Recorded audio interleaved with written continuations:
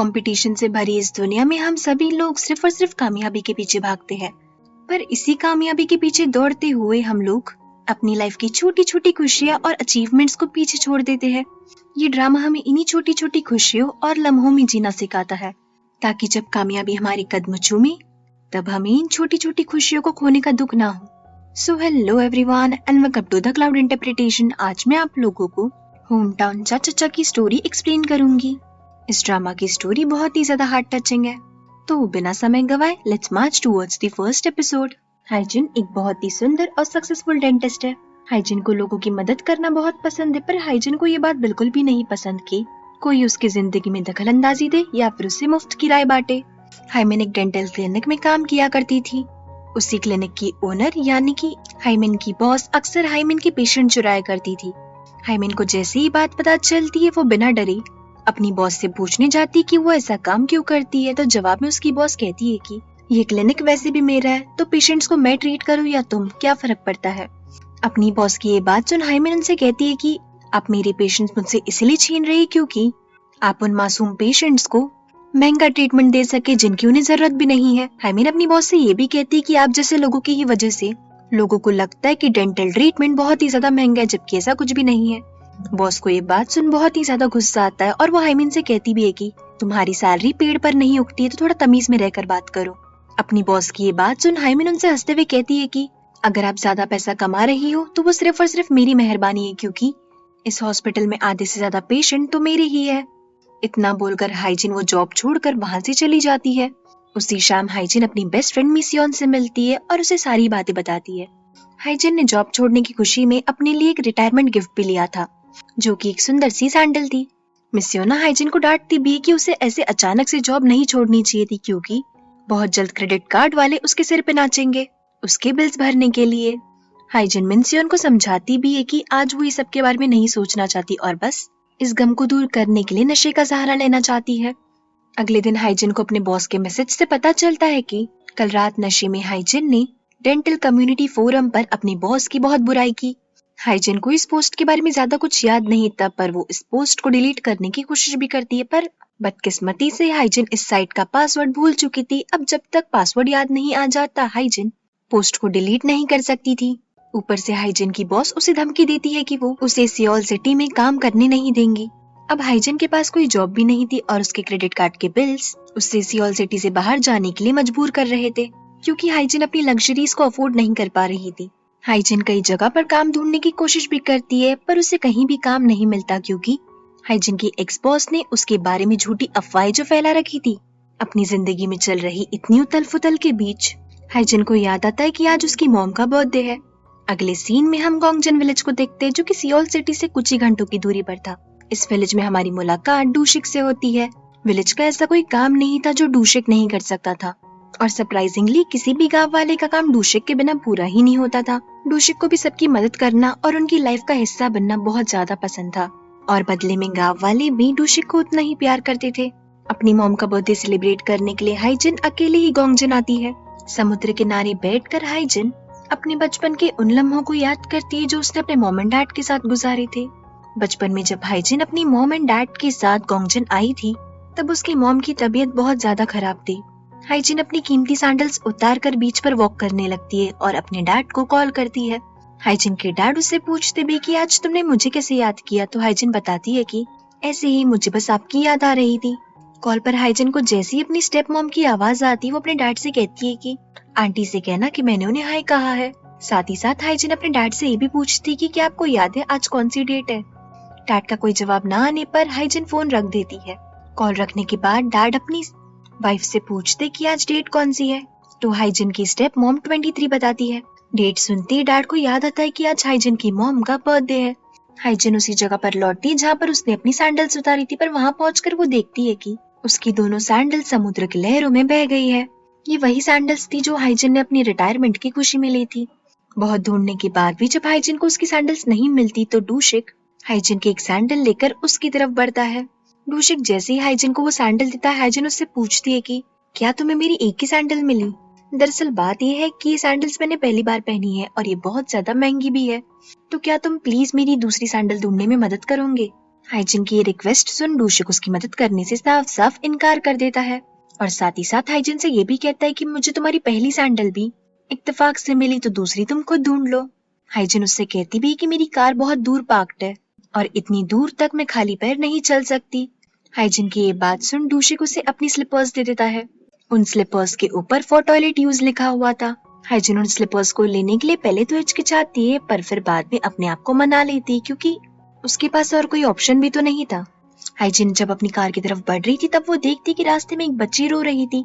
Hygiene उस बच्ची के पास में जाकर उससे पूछती कि क्या वो क्यों रो रही है, पर वो बच्ची और भी ज्यादा रोने लगती है। उस बच्ची के पास खड़ा उसका दोस्त बताता है कि बोरा ने मेरा दांत तोड़ दिया और अब वो मेरी मॉम की डांट के डर से रो रही है।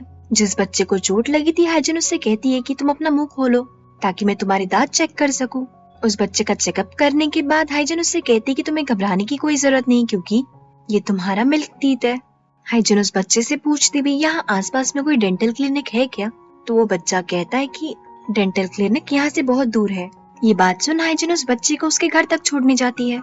योजुंग हाइजिन का शुक्रिया अदा करती है, आखिर उसने उनके बेटे की मदद जो की थी। योजुन हाइजिन को अपनी कोरियन रेस्टोरेंट में इनवाइट भी करती है।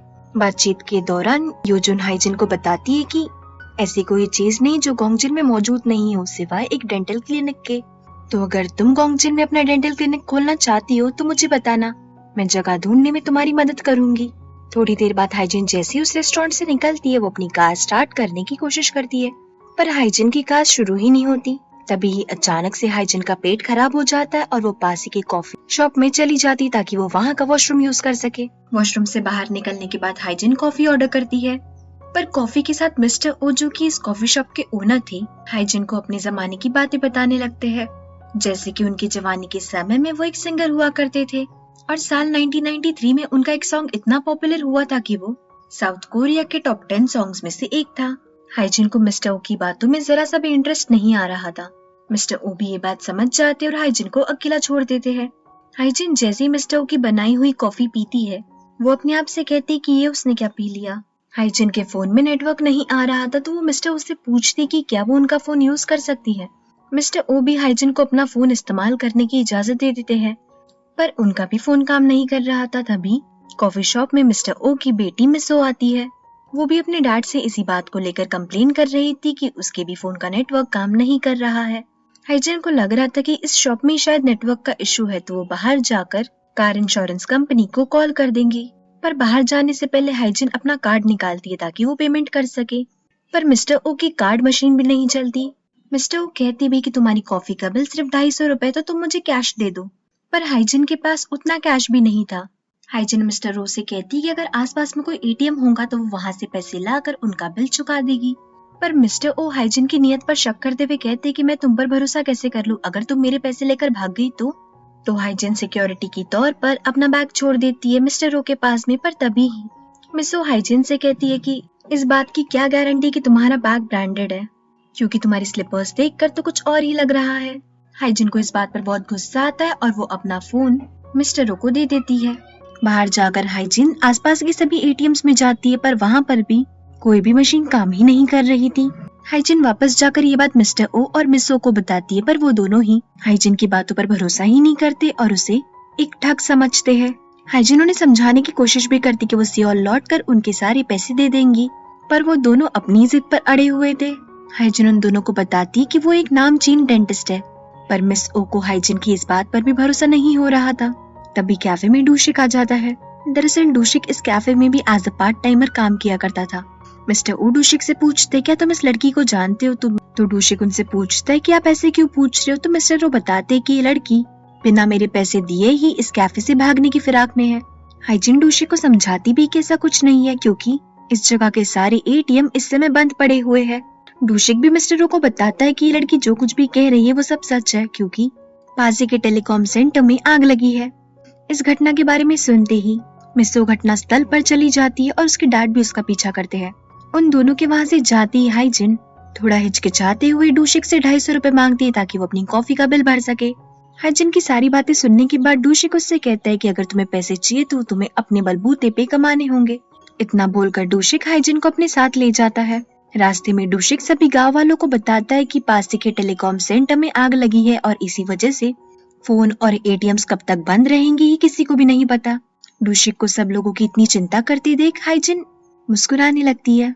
बहुत देर चलने के बाद डूशिक अपने साथ हाइजिन को एक स्क्विड फैक्ट्री में ले जाता है जहाँ पर स्क्विड साफ हुआ करते थे। इसी दौरान हाइजिन डूशिक से पूछती भी कि तुम क्या काम करते हो, तो डूशिक एरोगेंटली, एक बाहर वाले को मेरे बारे में जानने की इतनी दिलचस्पी क्यों है? इतना बोलकर डूशिक हाइजिन को ग्लव्स और एप्रन देता है ताकि स्क्विड साफ करते समय उसके कपड़े गंदे ना हो। हाइजिन इस काम को करने के लिए पहले तो बहुत मना करती है, पर उसके पास में पैसा कमाने के लिए और कोई ऑप्शन भी तो नहीं था। स्क्विड साफ करते वक्त हाइजिन की मुलाकात 3 दादी जी से होती है। सभी दादी मिलकर हाइजिन को स्क्विड साफ करना सिखाते हैं। तीनों दादी जी हाइजिन की मदद तो कर रही थी, पर वो अपने काम को लेकर बहुत स्ट्रिक्ट भी थी। 이번엔 잘했죠? 응? 아이고 다리는 다 어디 갔노?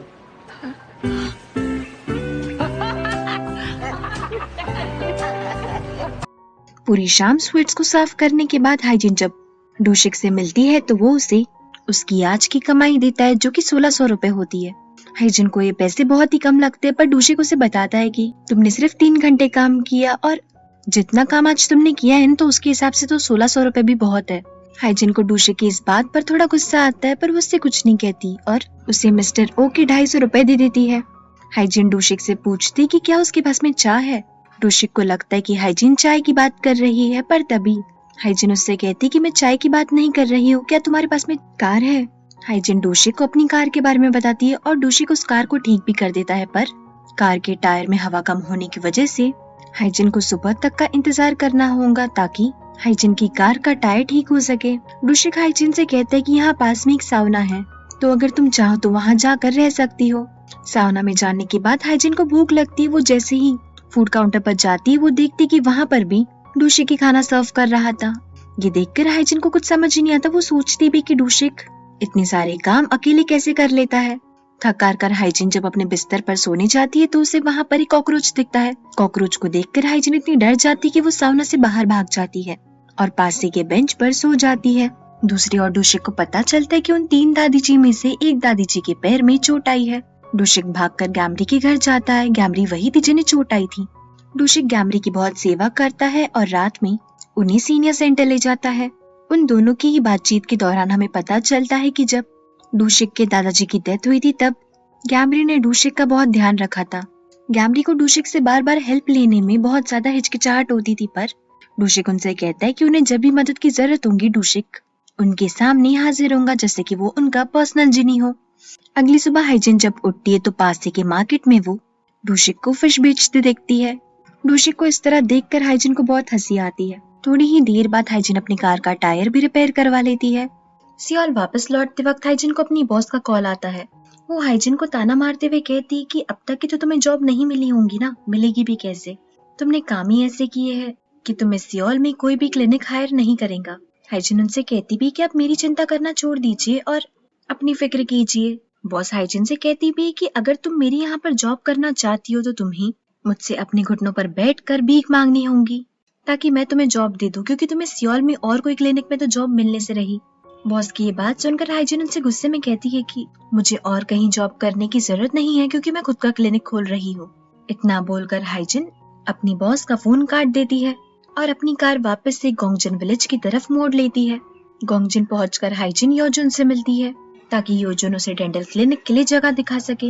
ये बात सुनने के बाद योजुन हाइजिन को एक ब्रोकर का पता देती है। हाइजिन जैसे उस ब्रोकर के पास पहुंचती है वो देखती है कि ये ब्रोकर और कोई नहीं बल्कि डूशिक ही है। हाइजिन को इस बात पर भरोसा ही नहीं होता कि डूशिक ही ब्रोकर है, तो डूशिक हाइजिन को अपना आईडी कार्ड बताता है। हाइजिन डूशिक से पूछती भी कि तुम असलियत में क्या काम करते हो। हाइजिन की इस बात पर डूशिक स्माइल करने लगता है और इसी सीन के साथ ये एपिसोड यहीं पर खत्म होता है। Thank you so much everyone for watching this video till the end. I hope आपको ये सीरीज पसंद आई हो। जाने से पहले प्लीज वीडियो को लाइक और चैनल को सब्सक्राइब करना मत भूलना। मिलते हैं नेक्स्ट एपिसोड के एक्सप्लेनेशन में। Till then please take care of yourself. See या।